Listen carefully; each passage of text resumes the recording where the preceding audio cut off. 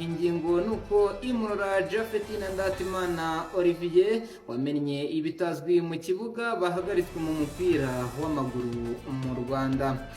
Ishyirahamwe ry'umupira w'amaguru mu Rwanda Ferwafa ryatangaje ko ryahagaritse by'agateganyo Imurora Japhet ushinjwa gukora match fixing Ndatimana Olivier wagaragaye amena ibintu mu kibuga byaketswe ko ari amarozi.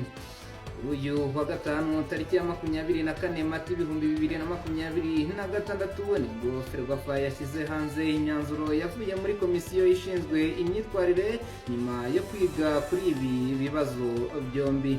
Yavuze ko ishingiye ku ngingo ya 2(1) igika cya mbere n'iya 2(3) z'amategeko agenga imyitwarire hafashwe icyemezo cyo guhagarika by'agateganyo Olivier Ndatimana ushinzwe ibikoresho muri Gorilla FC.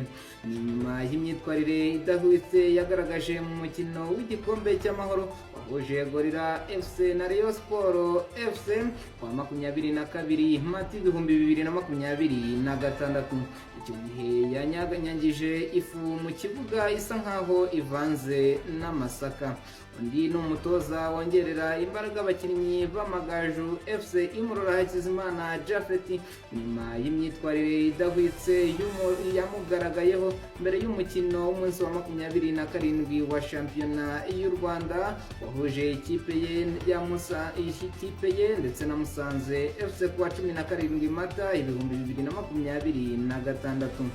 Icyo gihe humvikanye amajwi ye aganira n'umunyezamu wa Musanze FC Habarurema Gahungu amusaba kwitsindisha kuri uyu mukino kandi n'ayundi muntu utaramenyekanye bakoreshaga ururimi rw'Icyongereza amusaba ko umukino warangira harimo ikinyuranyo cy'ibitego bibiri, ari nako byaje kugenda ukarangira Amagaju atsinze Musanze FC ibitego 2-0.